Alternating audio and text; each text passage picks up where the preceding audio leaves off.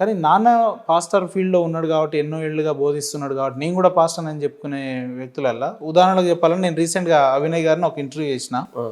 మీరు ఎట్లా పాస్టర్ అయ్యారు అని అంటే, నేను తరోగా 3, 4 సార్లు బైబిల్ చదివిన, నాకు పూర్తి అవగాహన ఉంది దాని మీద. అండ్ మోరోవర్ మా నాన్నగారు కూడా గతంలో పాస్టర్ అని చెప్పిండు ఆయన. అంటే నాన్న పాస్టర్ అయినంత మాత్రాన కొడుకు కూడా పాస్టర్ అవ్వాలని ఏమైనా ఉంటుందా? అలాంటి నియమ నిబంధనలు ఏమైనా బైబిల్‌లో ఉంటుందా? పాస్టర్ తనం అనేది వారసత్వం కాదు. పాస్టర్ తనం అనేది వారసత్వం కాదు. బైబిల్లో గ్రేటెస్ట్ లీడర్స్ ఉన్నారు. గ్రేటెస్ట్ లీడర్స్ మోషే ఉన్నాడు ఉదాహరణకి. మోషే తదనంతరం మోషే పిల్లల నాయకత్వం చేయలే.